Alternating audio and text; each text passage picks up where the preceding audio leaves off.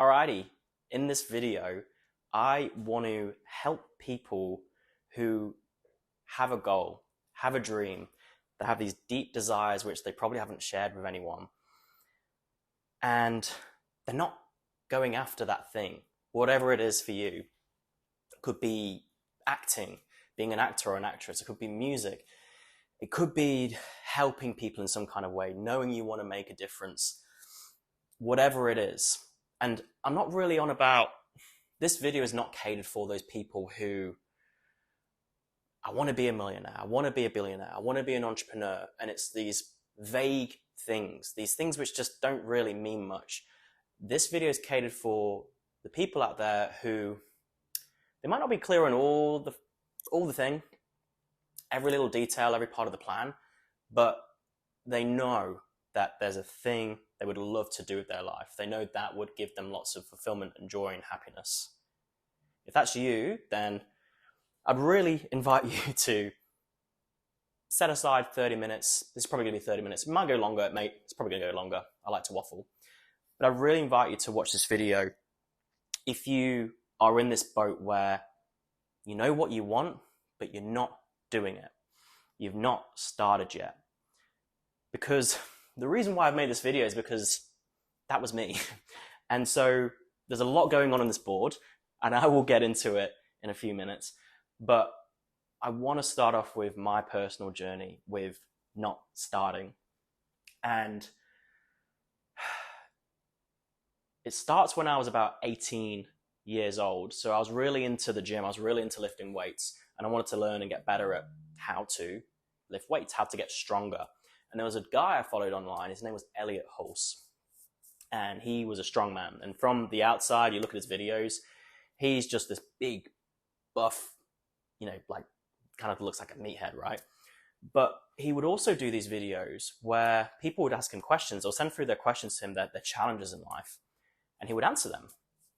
And he would basically just speak to a camera, kind of like this in his garage. And they really were insightful.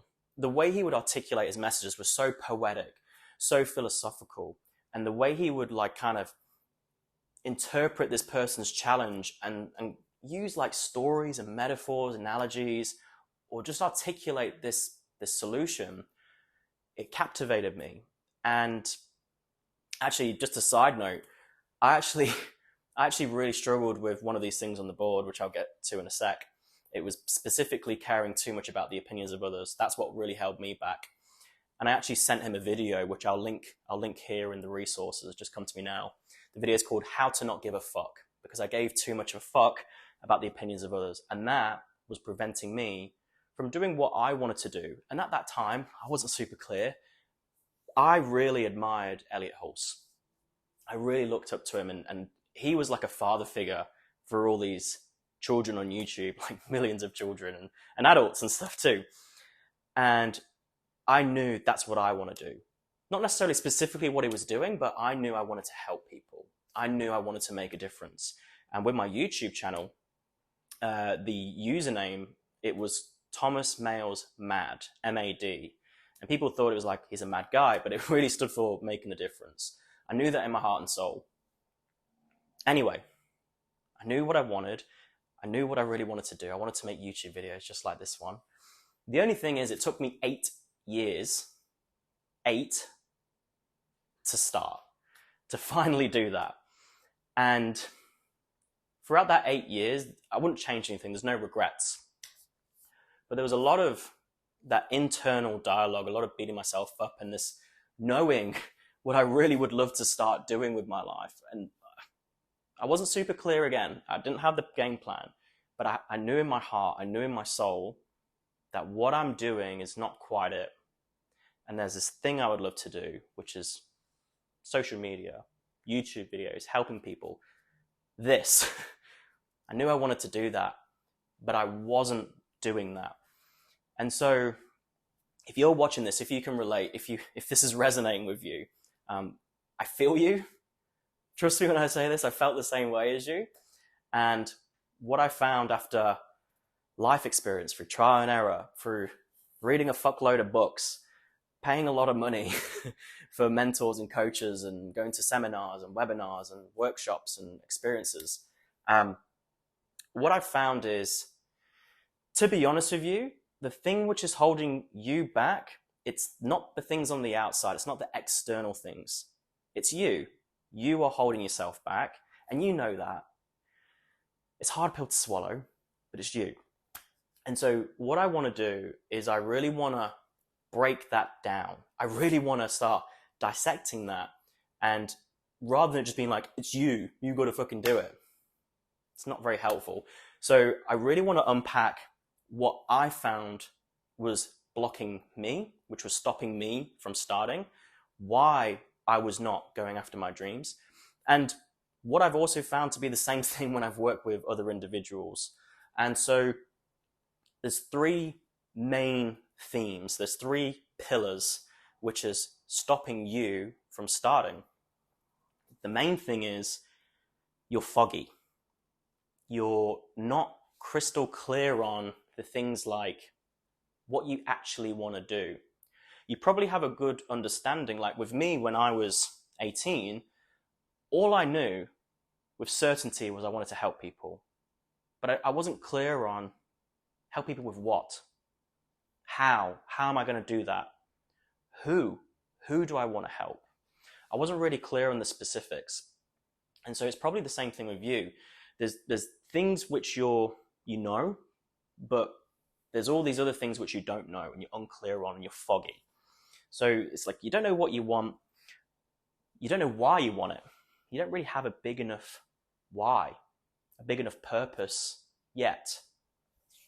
Also, you may sort of know what you want, but you don't necessarily have the game plan. You don't have the understanding, the awareness in your head on how to get what you want. So the main thing is foggy up here. When you have fogginess up here, it's a mist out there. I just want to say that quote. Second thing, I call these the mental blocks. So these are the things up here. This is you, the main things which are stopping you from starting. So I'll unpack these in a sec, but you can see the three main things is fear, failure, limiting beliefs. These are the things which really sort of haven't happened, but they're a big deal in your head. And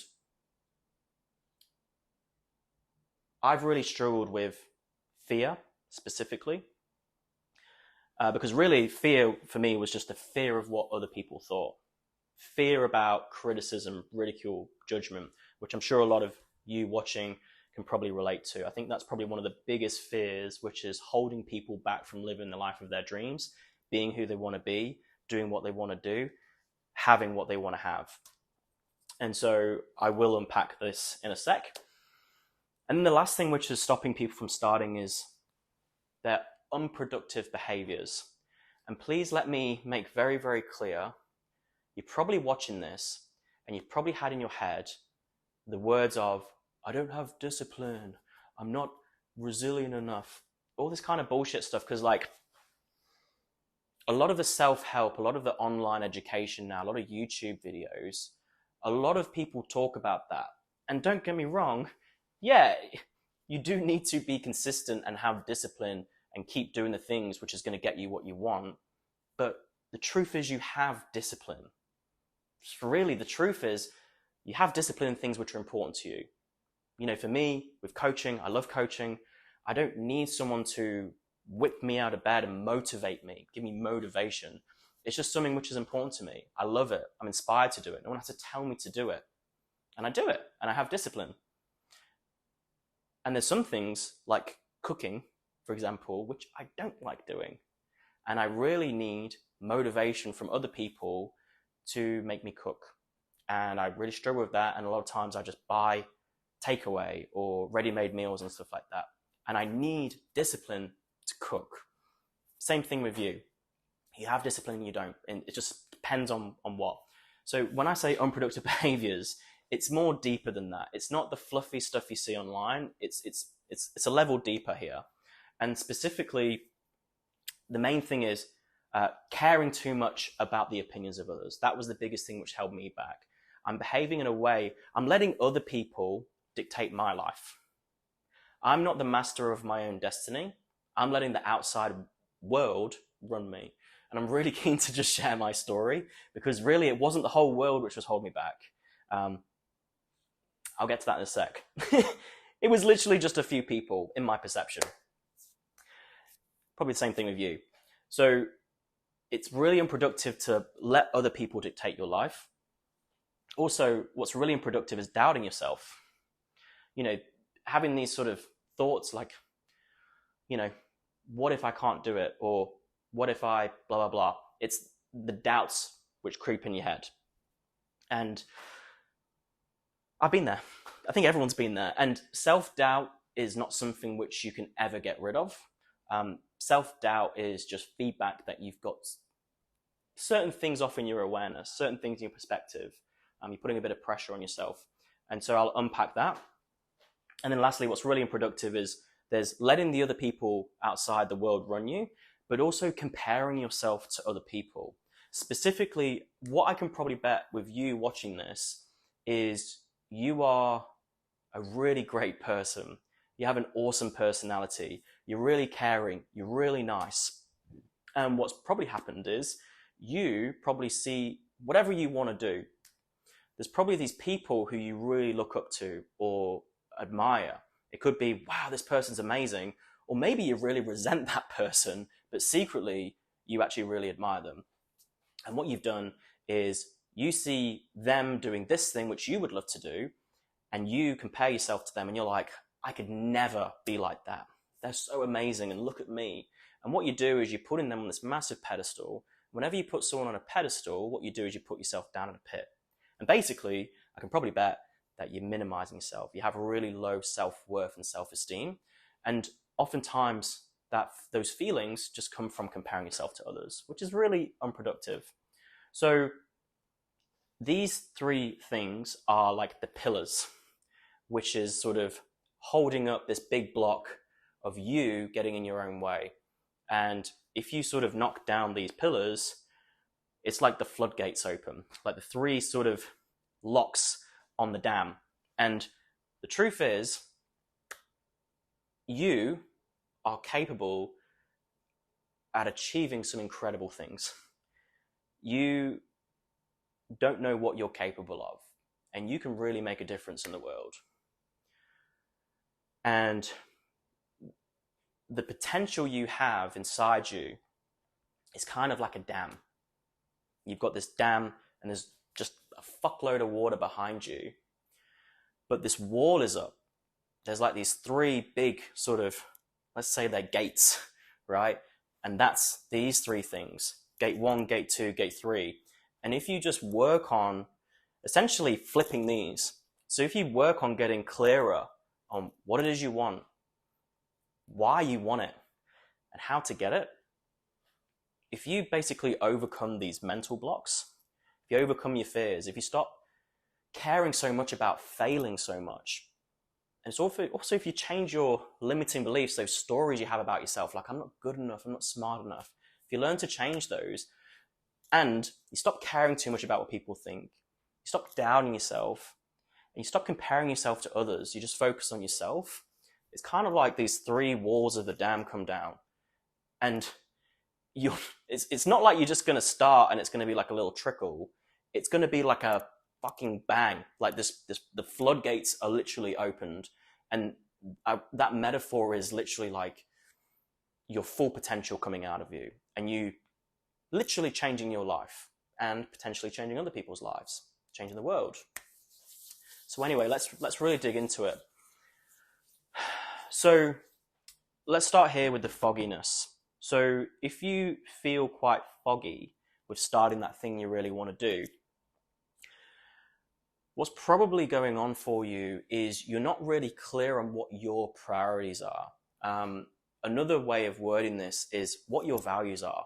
What in your life is truly, really important to you. And it's not like these sort of social idealisms, like, because when people say values, like my values is honesty and integrity and all this sort of bullshit, like fluffy stuff. That's not your values. That's social idealisms. That's like the labels we put on people when we want them to act in a certain way and and us to act in a certain way, I've not found I've been consistently honest all the time. I've found that I sometimes have integrity and sometimes I don't. And so values is just what you project on people and yourself, right? Social idealisms. Values is what are your priorities? What is your life demonstrating to actually be truly important to you? So for me, right now, what my priorities are is coaching. And my life is demonstrating that. I'm having these deep conversations with people. I'm inviting people to have coaching sessions with me and really serve them powerfully.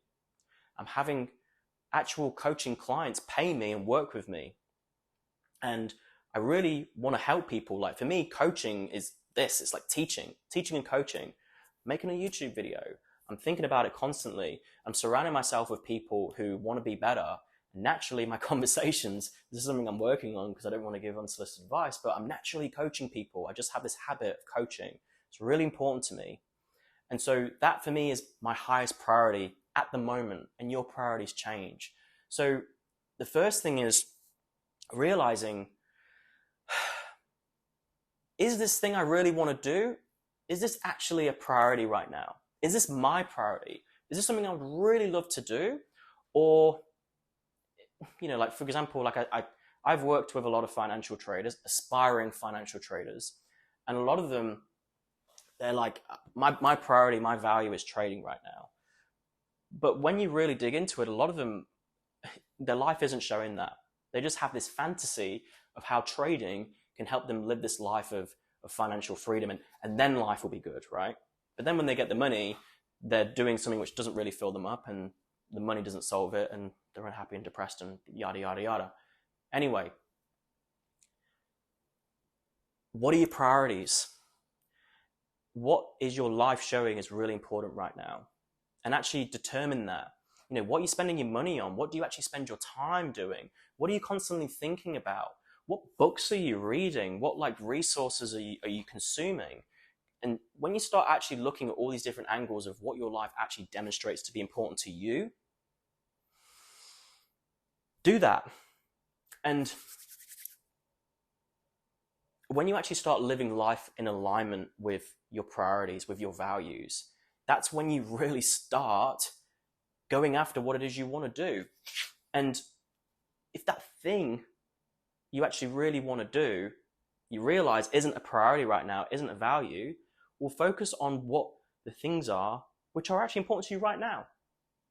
And if you know deep down in your heart that thing you say you want isn't what you want, my invitation is just listen to your heart, listen to your head, listen to your soul, and give yourself permission to actually go after what it is you truly want. It's just giving yourself permission to actually live in accordance with who you are. And so with starting, sometimes it's actually just figuring out who am I? Who am I? Because so many people don't actually know who they are. What I know is everybody wants to be loved and appreciated for who they are. And if you don't know yourself, if you don't know what your values are, you don't know what your priorities are, what are my priorities? What is really a high priority in my life right now? If you don't know yourself, you can't be yourself. And if you're not being yourself, it's really hard to love yourself. So identify what's really important to you. Who are you? And is that thing deep down, is that important to you? Is that actually something you would want to start and commit to for the rest of your life? Another thing I wanted to talk about is if that thing, let's say you wanted to be an actor, actress, that's something you want to do deep down. Well, your life may not be demonstrating it at the moment, but you think about it a lot, but there's all these other things you're doing which your life is demonstrating to be important to you. Maybe it's like work or family and things like that. Well, I'm not saying dismiss that because your life's not demonstrating it now.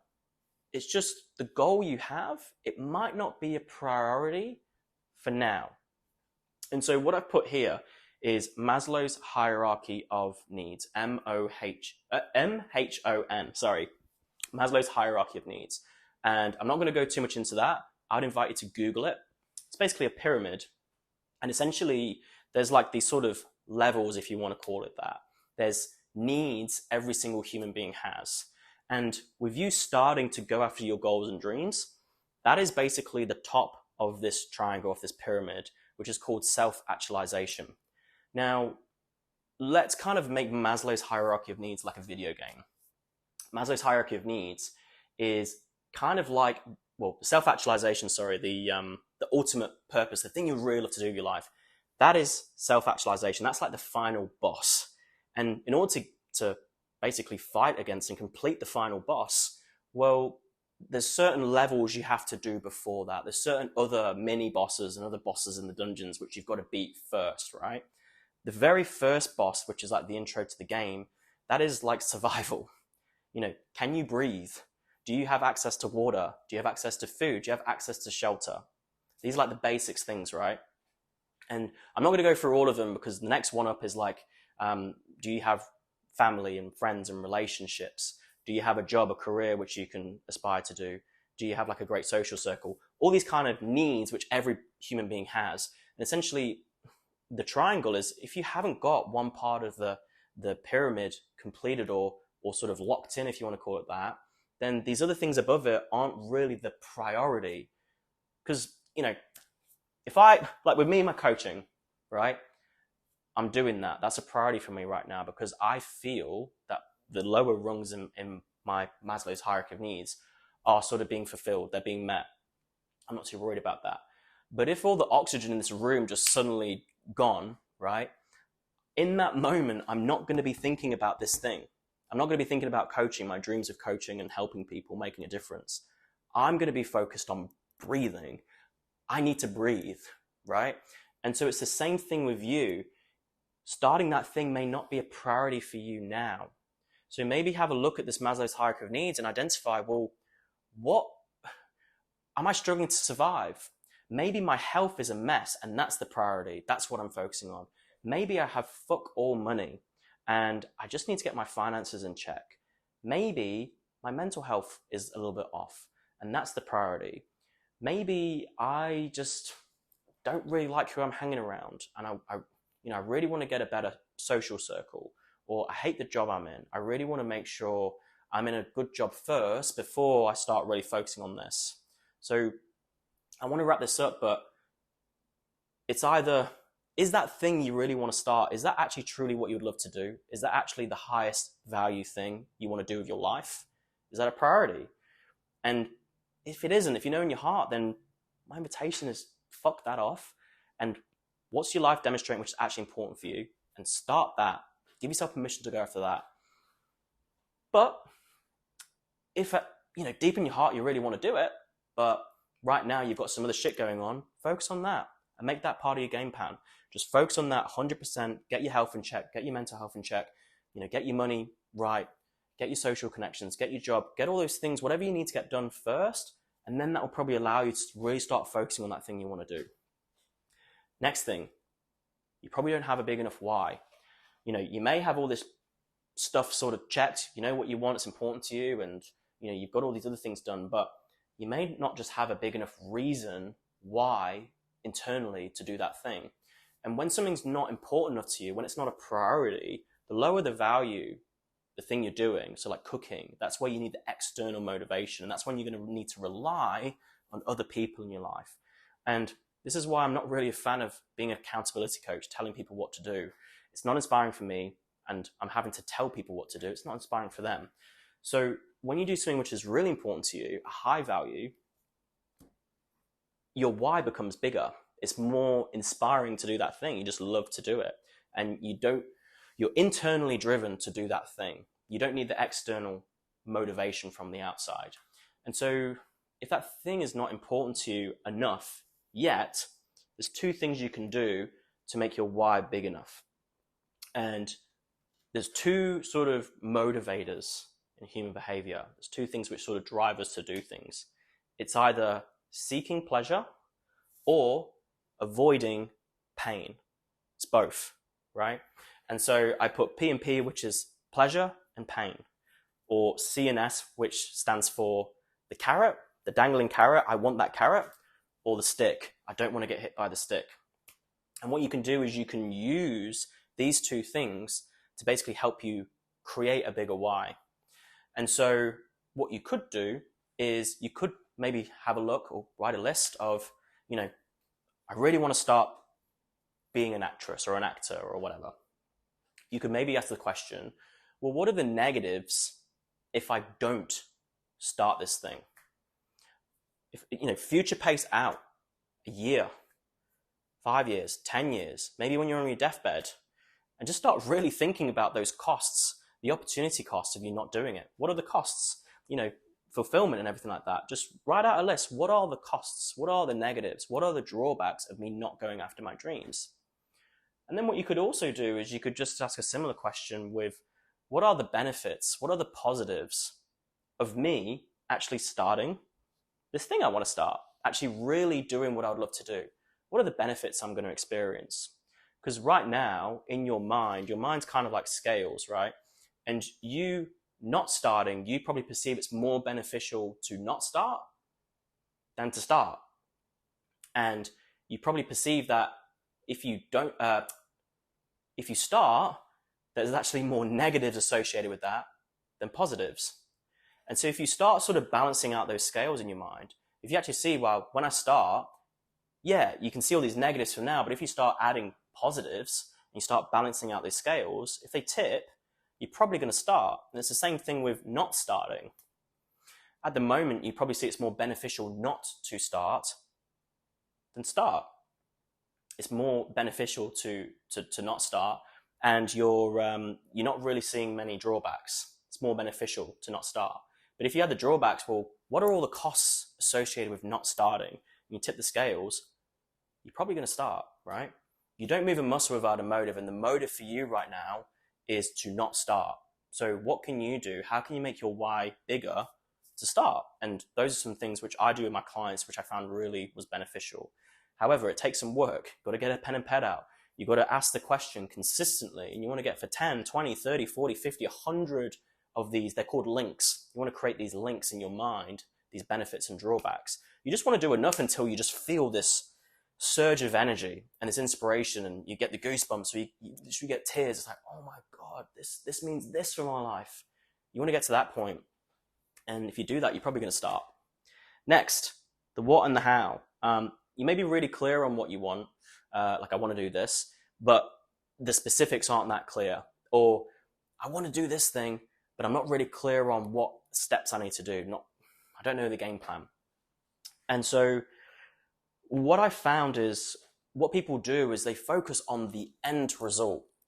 So right now you are wanting to be a musician, for example. You'd love to sing or whatever.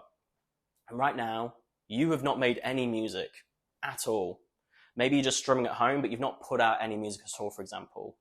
And the end goal is you would love to sell out shows. You'd love to just be, platinum albums, all that kind of jazz, right? And so you're A, and the vision you've got is Z, right? But you focus so much on that, you can't get there quick. That's going to take you a lot of time.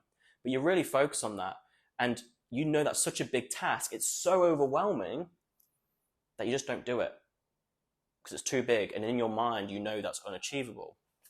So what you could do, what I'd invite you to do, what I've done with my clients, is chunk it down. If I said to you, we go to Africa and there's this dead elephant on the floor, and I'm like, hey, eat that elephant. And you're like, don't want to do it. And I get a gun to your head, and I'm like, you got to eat that elephant. And you're like, how long have I got? And I'm like, you just got to eat it all right now in 24 hours. In your heart, you're dead, right? Because that's impossible. It's going to overwhelm the fuck out of you. You're going to be so stressed in that moment. And it's a similar thing here. It's a similar thing. The elephant is that goal or dream you've got, and it's just too overwhelming, and you're just not doing anything. So if you, however, chunked up that elephant into small, tiny bites, and let's just say I'm actually being really nice to you, and you're like, you know what? I know where you live. I know where you are. I'm not going to kill you today, but I'm going to give you a year, and you've got to finish that elephant. And you chunk up the elephant into small, tiny bites, and you give yourself some more time, and you just eat that elephant one bite at a time. You're probably going to feel a lot more better about that.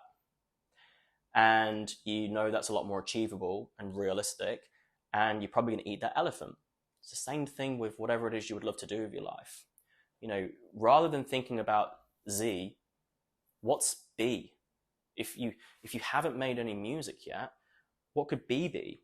Could it literally just be you and the guitar, and you're a great singer, for example? Could it just literally just be getting a camera out and just post your first video? Just make a really small action step. Rather than trying to run a marathon, why don't you just focus on just taking one step? And that's not for me to tell you what it is, that's for you to determine for yourself, but make it really easy for yourself and chunk it down, chunk the goal down, make it small enough and easy enough to do. And when you do it, you're going to feel good because you're moving in the right direction. That's you starting. And then all you've got to do is just, well, okay, I'm at B, what's C? Great, you've done that. Okay, I've done C, what's D? Do that. And that is where you start building momentum. It's kind of like the snowball down the hill. When you get a snowball and you roll it, you've got to keep rolling it, but it gets bigger and bigger and bigger the more snow that amasses around it. And eventually it gets to a point, a critical mass, where you don't need to push it. That ball is rolling down. And as it gets more mass, it gets faster and faster and faster and faster and faster. And it's unstoppable. Same thing here. Chunk it down, start small. You're at A, what's B? Don't focus on Z. Hope that makes sense. Next thing, mental blocks. Fear. There's fear in a nutshell is you perceiving through your senses that something negative is going to happen to you in the future. So whatever it is, this thing you want to do, you probably have some fear. You fear that maybe you're going to fail, or you perceive that you're going to lose all your money, or you're going to perceive that when I go into work, these people are going to start judging me and criticizing me and hating me, or I might be sort of cast out from the group. I don't know. But fear is you perceiving that something negative is going to happen to you in the future. And so relating to this, you may want to start with just actually getting specific on what that fear is actually for you. For me, it was caring too much about the opinions of others. And we all have fear. We all have it. I have fears. And every level you get to, when you overcome a fear, you unlock the next one. But what I found to be really helpful for me is something called the Nike strategy, the Nike, whatever you want to call it. And so Nike's logo, the slogan is just do it. And so sometimes what we do with our fears is we actually dramatize things in our head and we make things way, way, way worse than they actually are. And so what I found, for example, I went to New Zealand recently. I traveled with my dad and he got me bungee jumping experience, right? And I wasn't really thinking too much about it. And then when we get there on the day, my heart's going and I'm realizing what I'm doing, and I had fear, right? And if I just sat in that and dwelled on that and just was letting that ruminate in my head, I would have psyched myself out. But I basically just kept distracted and I was just I'm just going to do it. And I just focused on doing it, doing the steps, walking into the building, going to the toilet. I was a little bit nervous, and then going to the front desk and figuring it out. And then, okay, asking questions and bye dad, and just focusing on other things rather than the fear itself, right? And then when I get there, I'm just focused on doing the thing. And I mean, at that point you get tied up and there's a point of no return, but it's really easier said than done, obviously. But I'm sure there's been moments in your life where you're really scared about doing the thing. Maybe, talk to that beautiful girl or boy or whatever, they, them, across the room. And you were really scared. You had a lot of fear, but then you just did it. You just had the courage and you did it. And then you had this incredible experience. Maybe you started going on dates and you've had these amazing experiences, or maybe that person become your partner or whatever. I'm sure there's been moments in your life where you were really scared about doing something or not doing something, but you did or didn't do it. You had that courage and you took that step. And you probably had that saying, I'm so glad I did that. If something's really important to you deep down in your heart, which you would love to do, I'm sure you're going to have that same response. So just fucking do it. Just fucking do it. Easier said than done. And, if there's some PTSD, there's some trauma, which is creating some absolute crazy, fight or flight, your sympathetic nervous system kicks in and adrenaline's going, absolute fear. pure phobia kind of fear, then maybe reach out to me, DM me about that, because that's where just doing it is a lot more easier said than done. Next, failure. So many people get wrapped up in failing. It's like, I'm really scared about failing. It's a fear of failing. And that's really common. And what I found to be really helpful is this idea of the fixed versus the growth mindset. There's actually a really great book, which I'll recommend, which talks about this. But essentially, a fixed mindset is when people are fixated on the result. They want to get this amazing result. So there's this thing you want to start, and what you're doing is you're focusing on the ideal outcome. You're sort of fantasizing about achieving this thing, this vision you've got in your head. It's like, that's what I want. And basically the failure is that feedback letting you know that you've got this massive fantasy, and the fear is actually entangled with that. The bigger the fantasy you've got, the bigger the thing, the bigger the vision, the more sort of fear you have. And that also kicks in those feelings of, what if I fail? What if I fail? And the failure is what sort of holds you back, because it's just like, I'm so scared of failing because I really would love to do this thing that I'm not even going to start, because the cost of me failing is too high. And so the fixed mindset is people who are really focused on that fantasy, really, that ideal outcome, that vision they have in their head, the result. A growth mindset is basically someone who really is just focused on learning, on getting better, on the actions, and keeping the focus there. You know, if you look at like a lot of like great actors and actresses and musicians or whatever, a lot of them, yeah, they have results, but then they don't get wrapped up too much in that. What makes them great and what's got them the result is they focus on just doing the thing they love, their highest values, but also because they love the thing so much, they just want to get better at it. They just want to keep learning, keep growing, keep developing, keep pushing themselves. And so really, if you've got this thing you would love to do with your life, this person you want to be, you know, what I'd really invite you to do is try and adopt a growth mindset.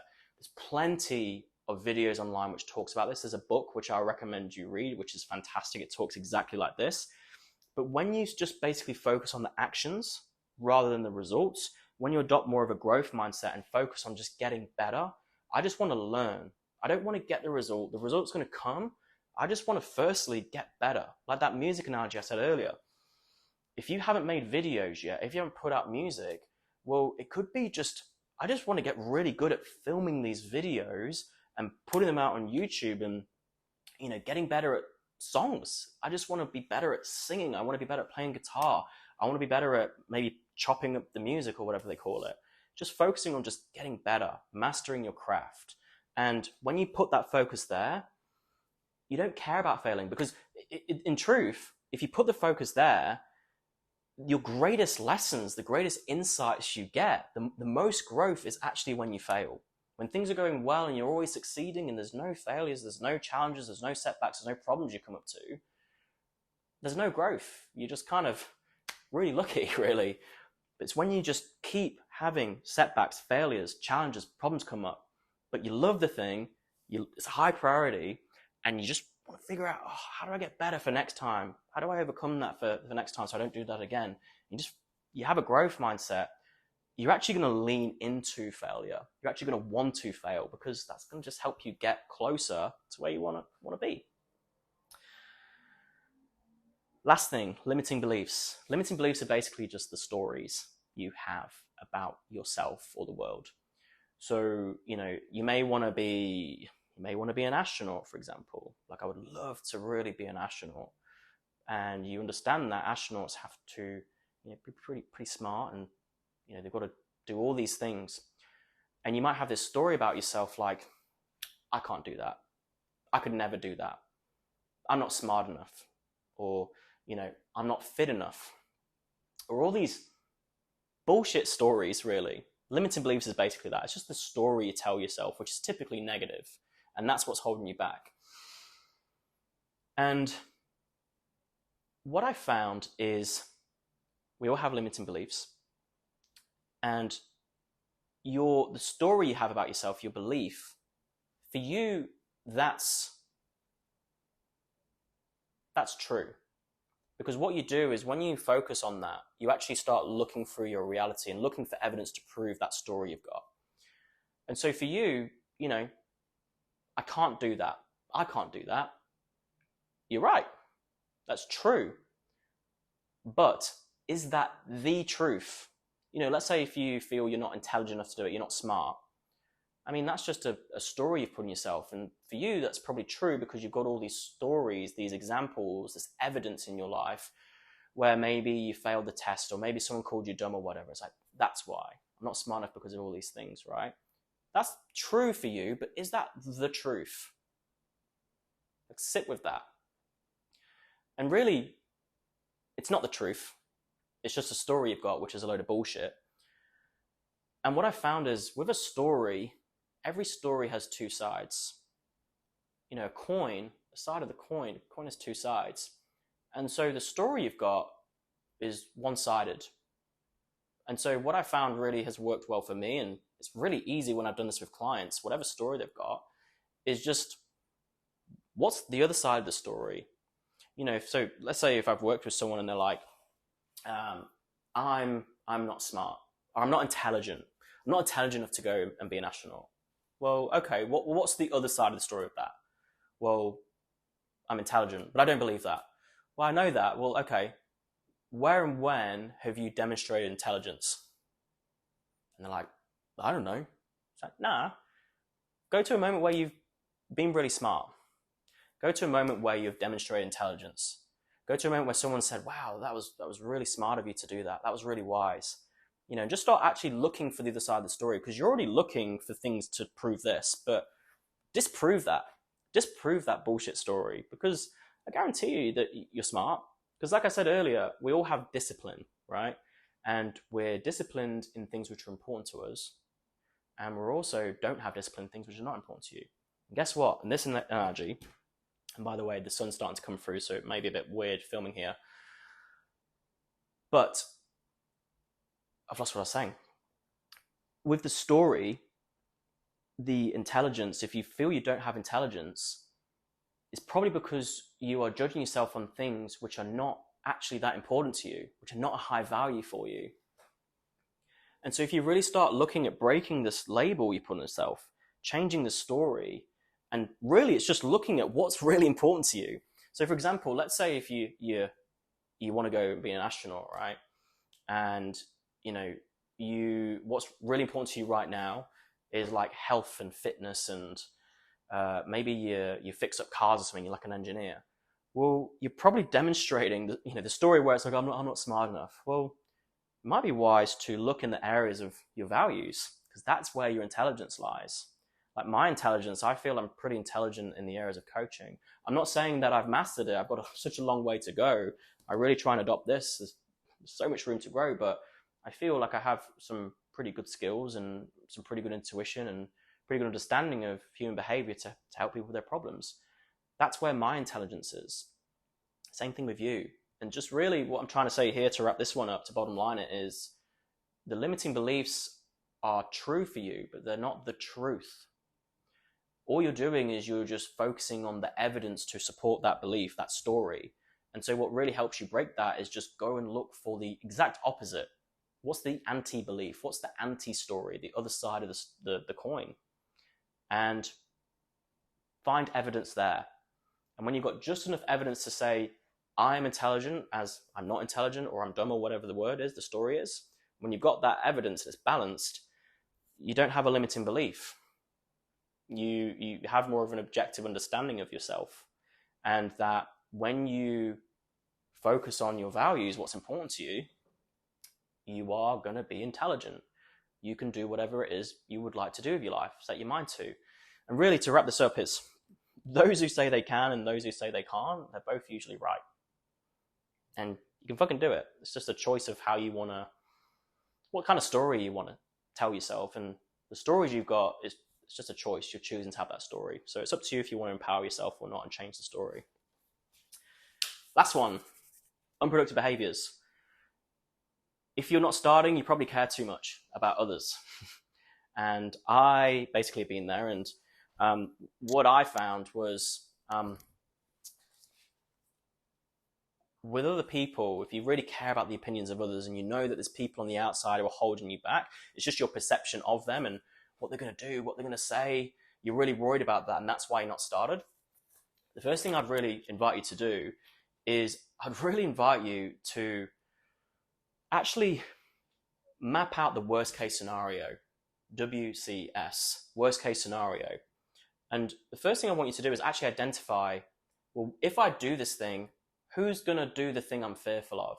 So if it's you're worried about people criticizing you, if you start that journey of being an astronaut or being an actor, actress, whatever,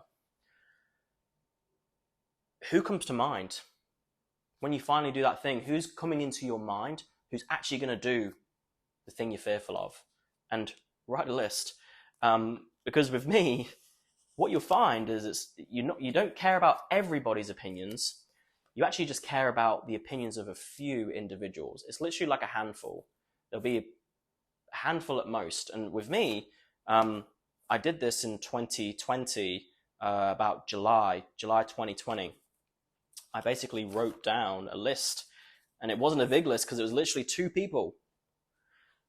There was 2 people in my life when I was like, I really want to start. Who comes to mind? It's 2, right? And so the MIR stands for make it real. You don't care about everybody's opinion, because when you do the thing, there's going to be people in your life who are going to be like, fuck yeah, well done, you inspire me, go get it. But there's also people in your life who are, you have that fear of, you really care about their opinion, because really secretly you have put them on a pedestal. There's people you have a fear of who fear about saying things. You don't care about people's opinions when you look down on them or see them eye to eye. For example, if you're walking down the street and there's like a homeless person, for example, and they're like, you look like a piece of shit, or your clothes look fucked, or your hair's all messed up, you're gonna be like, fuck you. You know what I mean? Or if someone you see eye to eye who you have love and respect for, you're like, oh, thank you for that, I appreciate that. But if it's someone you put on a pedestal, you put above you, and you sort of minimize yourself to them, if they say something about you, you're going to be like, you're going to be rocked by that and really hurt by that and upset by that. And so these people who come to your mind, the truth is you've just put them above you. That's it. And so really it's make it real. Whose opinions do you actually care about? The thing you want to start, who comes to mind? Who's going to say the things? Who's going to judge you or do whatever you're worried is going to happen? Write a list. And then worst case scenarios, what is the worst case scenario? Because with me, I actually moved from Brisbane, where I'm now. It was 2020 when I did this, but I actually moved to Western Australia. So I moved on the other side of the country, and these people who came to mind were actually here. And I was really like making it real, like worst case scenario, what is actually going to happen? And I wrote a list, and it was like really minor stuff. And I was like, am I really letting that stop me from living my life and going after my dreams? Because in truth, they're probably, let's say if they do that thing, the worst case scenario where they send the message or whatever. Because that's what they can do. They can't hunt me down. I mean, if they want to, that's fine, but it's a bit sad. But let's say if they did that, like, it's going to last for 5-10 minutes, and then they're going to get on with life, and so am I. And when I just made it real and looked at the worst case scenario, 2 weeks later, I made my first videos on Instagram. I actually showed up to the world, to the people who were following me at the time, small following I had, which is, this is me. This is what I want to do in my life. And I think a lot of it was because of the work I did. This means a lot to me. So if you really care about the opinions of others, I'd really invite you to start there. Comparing yourself to other people. I forgot what FOS means. I don't know where I was going with that. Maybe I'll circle back. Self-doubt. So the unproductive behavior, doubting yourself, thinking, if I want to be an astronaut, I don't think I could do that. Or, if it's being, like let's say music. I don't think I could be a great musician. Well, what you're doing again is you kind of have this fixed mindset on the end result, right? And you being focused on that. The self-doubt is actually feedback that you're not there yet. You actually aren't a good musician. yet, right? And so let me elaborate on this, but what I put is gain confidence. And it's easy when people say, you just got to be confident, you just got to get confidence. Well, you're like, how the fuck do I do that? How the fuck do I get confident? Because I'm not confident. I've never been confident. And the best thing for this video to describe how to gain confidence, it's an Alex Hormozy quote, and I'm probably going to butcher it, but it's along the lines of, you don't gain confidence by shouting affirmations in the mirror, like, you can do this, you got this. You gain confidence by having an undeniable stack of proof that you are who you say you are. And so with gaining confidence, you gain confidence by just doing the thing. So, use what you've learned in this video, but like, adopt this growth mindset and just, let's say if you want to be a musician and you want to have like 1 million YouTube subscribers or whatever, and you've got to make the videos. Well, let's say if you want to be a YouTuber, I'd love to be a YouTuber. Well, you might have some self-doubt about that, but if you've not made a fucking YouTube video, no wonder you've got self-doubt. You want to have 1 million subscribers, no wonder you've got that, because you're focusing too much on that. So chunk it down, focus on maybe getting 1,000, and maybe focus on just posting 1 video a week. That's my goal, 1 video a week. I'm not even focused on the subscribers. I just want to consistently make videos. I want to get better at this, right? I want to help people.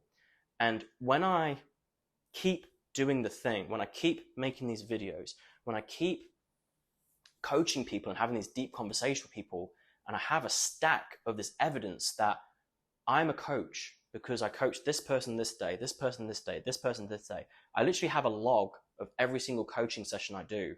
And, I help people, like I make a difference in people's life because I've made this video, this video, this video, this video. And here's the testimony, here's the comments from people all over the world. When I have this evidence, this proof, I don't doubt myself like that, I am who I say I am. And I don't want to use the moral language of good, but I know I do good work because I've actually helped people. I've actually received feedback. And I don't doubt myself and my abilities because I have just done so many fucking coaching sessions. I've made so many videos. I've read so many books. I've spent hundreds, thousands of hours learning this stuff. And so it's irrefutable to me. I don't doubt myself in those areas, what I value. Again, you doubt yourself in lower values. You don't doubt yourself in your higher values. So really, if you're doubting yourself, well,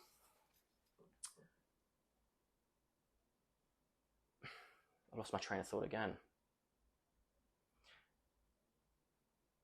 Just focus on building evidence. Just doing the thing. Chunk it down, do the thing, gain the evidence, and log the evidence. Whatever it is, just start banking these testimonials of yourself, like the work you've done, the things, if you're just focusing right now on, I just want to get better at, making music or whatever. Well, how many hours per day did you focus on playing guitar? And log that. And if you do it over a year, you can see, fuck, I did, 1,200 hours, right? Which works out as X amount of days. That's going to really help you stop doubting yourself. It's like, man, I love this stuff. And I really want to do this because my life's demonstrating it's important to me. So I hope that helps. Just do the thing and start small. And, you don't have to make things public because that's maybe where the pressure comes in, but just have the private victories. Make it small, make it easy, make it achievable, keep it to yourself, but just start building the evidence. And that's when you're going to start getting more confident because you're competent.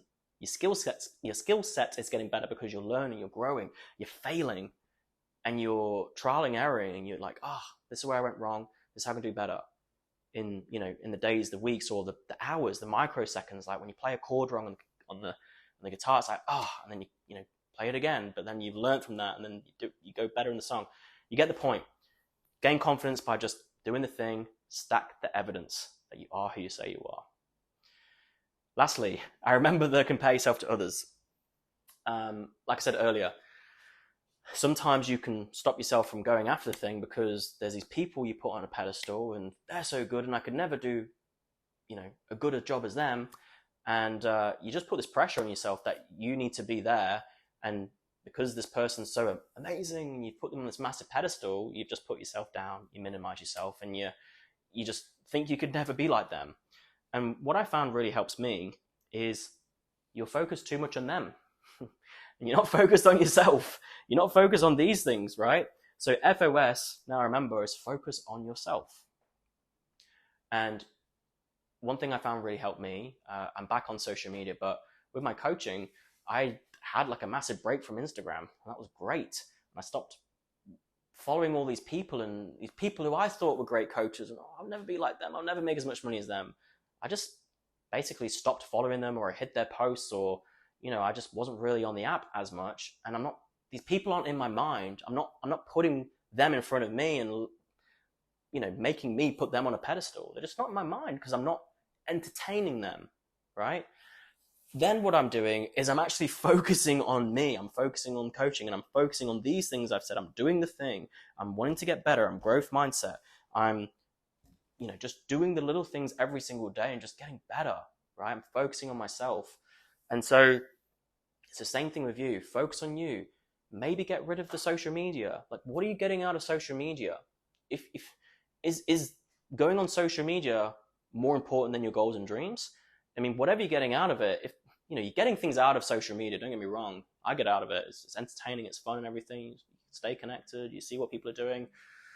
But if that is causing you to put these certain individuals in your life on a pedestal so much that you just compare yourself to a point where you're defeated before you've even started, is it worth you spending that much time on social media? Because that's the opportunity cost. That's the negative social media, is it's stopping you from going after your goals and dreams. And purely in the context of comparing yourself. If that's what's happening with you. So what I found what really helps me is focusing on myself. Get busy. Prioritize your goals and dreams. Prioritize the actions, which is basically going to help you get better and do the thing you want to do. Get busy. The biggest thing I found is if you compare yourself to others, if you're too busy focusing on yourself, if you're filling out your day with high priority shit and you're just busy, you actually don't have the time to compare yourself to other people. So just get busy, get off social media. I know it's easier said than done. Get busy, do the thing you would love to do, get better at that thing, learn, grow, develop, practice, actions. And put the focus on yourself in terms of, rather than, comparing yourself to, you're at step 1, rather than comparing yourself to someone's step 10, just compare yourself to yourself. And really, like, let's say if you're at step 2, for example, rather than comparing yourself to someone's step 10, compare yourself to who you were at step 1. And that's a much more productive thing to do, rather than the unproductive thing of looking at other people.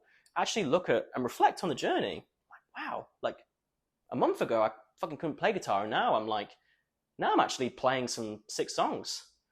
Like, what's that Tenacious D song, which is really easy? I don't know.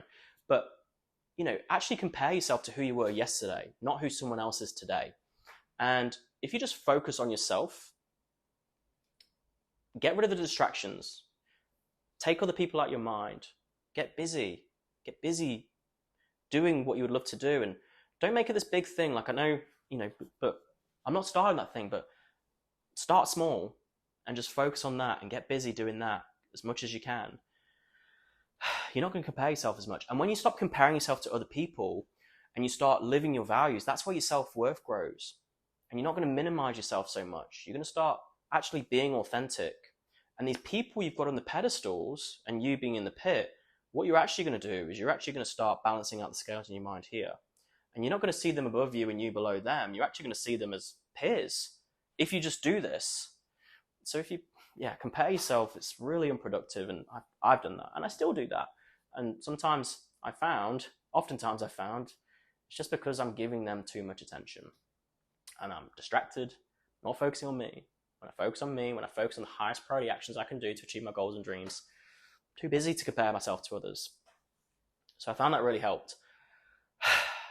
That's it. I have no idea how long this video is. I said it was 30 minutes. It's probably more like an hour. So this is more like a masterclass. So if you have watched all the way through to the end, thank you. And I really hope this was valuable for you. I really hope some of these things were useful. I really hope some things resonated. And I had some resources in my mind. I've obviously shared a few things here, but some things which really helped me, which might help you. I've got 4 books which came to mind. The first thing, Values. So if you're really foggy, The Values Factor by Dr. John DeMartini.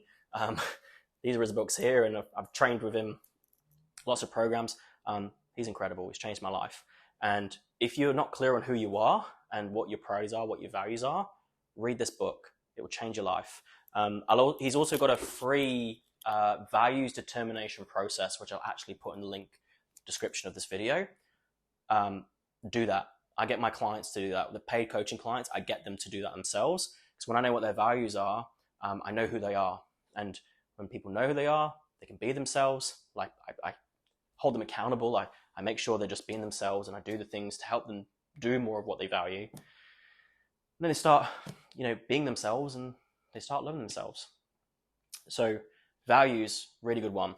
The next book is The Top 5 Regrets of the Dying.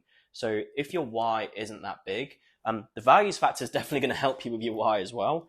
But this one is really focusing on, when I said the carrot and the stick, the pleasure and the pain, the top 5 regrets of the dying will really help you with the negative, like the stick, because you're just going to read these stories about these people. I mean, the book's basically this palliative nurse, and she, spoke to these people and interviewed them who were on their deathbeds. It's like, what are your biggest regrets in life? And the biggest regret was, I wish I had the courage to live a life true to myself. And the true to yourself, having the courage is starting whatever it is for you. So if you feel like you don't really have a strong enough why, or you really want to dig into that pain, the fuck me, like that, get that sense of urgency, that book's awesome. If you really want to get good at chunking, or you want to really figure out like what's the actual thing I would love to do, the one thing I'd love to do in my life, and also help you with starting small and focusing on one thing, because you might be trying to do too many things at once. There's a quote which I love, and it kind of relates to this if you can see it. The man who tries to catch 2 rabbits catches none. And so if you've got all these things you're trying to do, well, I've got to do this, and you're sort of overwhelming yourself, The One Thing by Gary Keller is great. After I did the work here and I wrote down the people I cared about and I did that work, I was reading this book, I was listening to the audiobook, I remember exactly where I was, when I was, and I listened to this book, and there's a thing called the focusing question in this book. It's like, what is the one thing where such by doing it, everything else I want to achieve is either easier to achieve by doing that one thing, or they're all irrelevant. And with me, I knew I wanted to help people make a difference. I knew I wanted to start posting on social media. And I heard that, and this idea dropped in my mind of posting every single day consistently on Instagram for a year, 365 days. And that idea popped in, and I couldn't shake it. And then I made a social commitment, basically saying I'm doing this challenge. And that's a really powerful thing as well. That's another thing. If you want to start something, fucking tell people about it. I'm going to do this thing. Put it on your Instagram, put it on your stories, put it on your social medias, and, put some thought into it in terms of what you're committing to. But if you really want to commit yourself to something and that thing, it's like, yeah, I know this is going to be great. Tell the world about it. Put skin in the game. Because fuck me, that's what I did. And yeah, don't get me wrong, I didn't complete the challenge, but the purpose of the challenge was to get started. So social commitments are really great. But this book changed my life, literally. And then the last book I'd recommend is about the failure. If you really struggle with that and you realize, yes, I have a fixed mindset, I really focus on the results, I really want to have a growth mindset. The book is called Mindset, and it basically it talks about what is a fixed mindset, what is a growth mindset, and really helps you sort of understand the differences and helps you understand, well, if you want to achieve your goals and dreams, having a fixed mindset is probably not productive for you, and a growth mindset is. So that's a really great book. Now, what I'd love to know is, when watching this, what were your biggest insights? What were your biggest takeaways? What was most useful here for you? I would really love to know, because I feel you. I've been there. And I'm sure that one of these things have been holding you back. And I'm sure that, I hope one of these things you found valuable. And, that's it. That's what I need to do. I'd love to know that. So in this video, in the comments, I really want to hear what your biggest insights were. Also, I really am loving making these videos and talking and helping people. So I'm going to keep doing it. And so if you like this video, if you found this valuable, subscribe, like the video, because that helps me out with the algorithm. I don't know how it works, but like it, subscribe. You hear of them doing that, but yeah, I'm going to keep doing more. And when you subscribe, then you're going to see the videos come up, and hopefully more videos will help you out. But also, if someone's popped in your mind, a friend or a family member or a colleague, and you hear them like, oh, I really want to do this, and you keep hearing it like again and again and again, it's like, fuck me, when are you going to do it? Maybe share this video with them if you think this is going to help them. And then lastly, how else can I help? What are some other problems and challenges you're having in your life? What are some other things you feel I could maybe touch on and provide assistance with? Feel free to either put that in the comments in terms of next video should be this, or shoot me a DM. DM me on Instagram. That's probably the best place. And I'll do a video on it. I just really love helping people. So fire your questions through, fire your challenges through, and I would love to do what I can to help you solve them. And if there are some big daddies for you, if there are some real big blocks, like I've got some big fucking fears, or, this limiting belief, I just can't shake it, or can you help me really clarify what my purpose is, what my why is? At the moment, I'm working with a few clients. I'm very busy, and I'm going to make a wait list. And so when I become available, when the slots open up, I will reach out to you, see if working on these things is a priority. And if we're a fit to work together, I would love to potentially work with you. So I'll put a link in the description about a wait list if you would like to work with me one-on-one.